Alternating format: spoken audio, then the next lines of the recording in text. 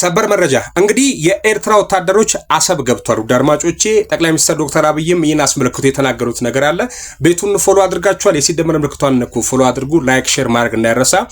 ኤርትራ ሰራዊቷን በአስቸኳይ ከግዛቴ አሰብ ታስወጣ። የኢትዮጵያ መንግስት የኤርትራ ሰራዊት የኢትዮጵያን ሉዓላዊ ግዛት በመጣስ በሰሜን ምስራቅ አቅጣጫ ግልጽ ወረራ ፈጽሞብኛል ሲል የኢፌዴሪ የውጭ ጉዳይ ሚኒስተር ገለጸ። በውጭ ጉዳይ ሚኒስተር ጌዲዮን ጢሞቴዎስ የተጻፈው ለኤርትራ የውጭ ጉዳይ ሚኒስተር ኦስማን ሳሊ በተላከው በዚህ ደብዳቤ የኤርትራ ሰራዊት የኢትዮጵያን ሉዓላዊ ግዛት በመጣስ በሰሜን ምስራቅ አቅጣጫ ግልጽ ወረራ መፈጸሙንና እዛ ከሚገኙ በደብዳቤው ላይ በስም ካልተጠቀሱ ታጣቂዎች ጋር ወታደራዊ እንቅስቃሴ እያደረገ እንደሚገኝ በደብዳቤው ጠቅሷል።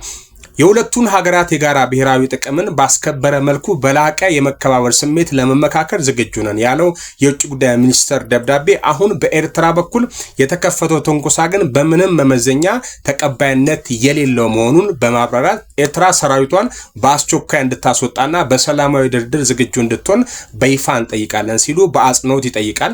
ለግማሽ ምዕተ ዓመት ያህል ሁለቱም ሀገራት በማያባራ ግጭት ላይ እንደኖሩና የሚያብራራ ይህ ደብዳቤ የግጭቱ አዙሪቱ ግን በውይይትና በዲፕሎማሲያዊ ጥረት እልባት ሊያገኝ የሚችልበትን እድል እንጂ በመጋጨትና በሌላ በኩል ሊሆን እንደማይችል እንግዲህ ደብዳቤው ጠቅሷል። የኢትዮጵያ መንግስት ሉዓላዊነታቸውን በሰላማዊ ድርድር ለመፍታት ዝግጁ መሆናቸውን አክለው ተናግረዋል። በኤርትራ መንግስት በኩል እስካሁን ለዚህ ደብዳቤ ምንም አይነት ምላሽ አልተሰጠም። ኤርትራ ለምን ኢትዮጵያ ገባች? አሰብ ምን ልታረግ ነው?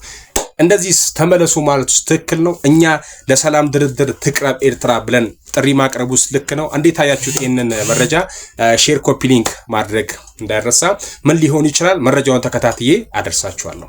የአልባማ ግዛት ለህፃናት እንስሳዊ የጾታ ጥቃት የህፃናትን መደፈር የሞት ቅጣት እንዲፈቀድ ህጋዊ እርምጃ ላይ ደረሱ።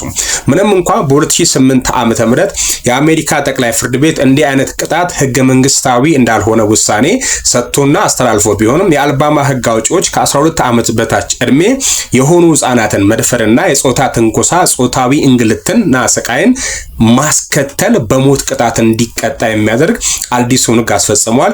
ገዥዋ KIV ህጉን እንደምትፈርምም ገልጻለች። የአልባማ ህፃናትን ለመጠበቅ የሚቻሉን ሁሉም እናደርጋለንም ብላለች። አልባማ ብቻ አይደለችም። ፍሎሪዳ፣ ቴኒስ፣ አዮዳ፣ አርካንሳስ እና ኦክላሆማ ባለፉት 3 ዓመታት ተመሳሳይ ህጎችንም አስፈጽሟል።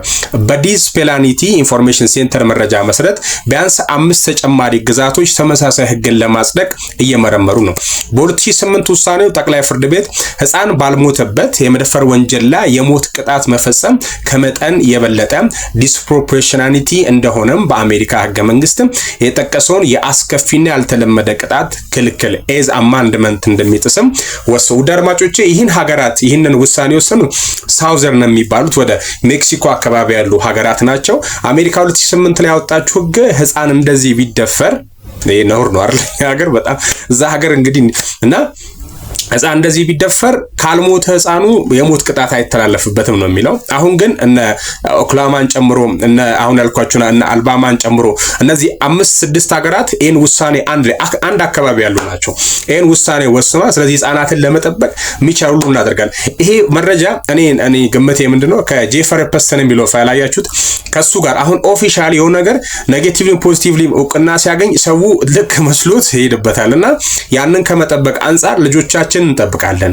ተሞታታለ ልጄን ብትነካ ነው ይሄ ህግና ይሄ ጊዜ ሀገር ቢተገበር ምን ይመስላችኋል?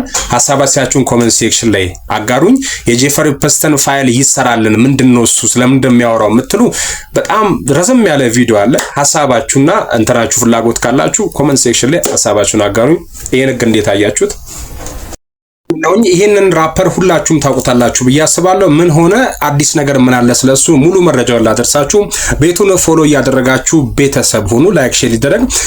የአሜሪካው ራፐር ሊል ዋይን በቤት እጦት ለሚኖሩ ሰዎች የመጀመሪያውን ፍጹም ነፃ የሆነ የህክምና ክሊኒክ በነፃ ገንብቶላቸዋል። እንግዲህ ክሊኒኩ መሰረታዊ የጤና እንክብካቤ አገልግሎቶችን ያለምንም ክፍያ ለማግኘት እድል የሚሰጥ ነው። ይህ ክሊኒክ የተገነባው ብዙ ጊዜ ከጤና እንክብካቤ ስርዓት ውጪ የሚወርቁ ግለሰቦችን ለመደገፍ ለማገዝና ወደ ተሻለ ጤንነት ለመለስ ነው።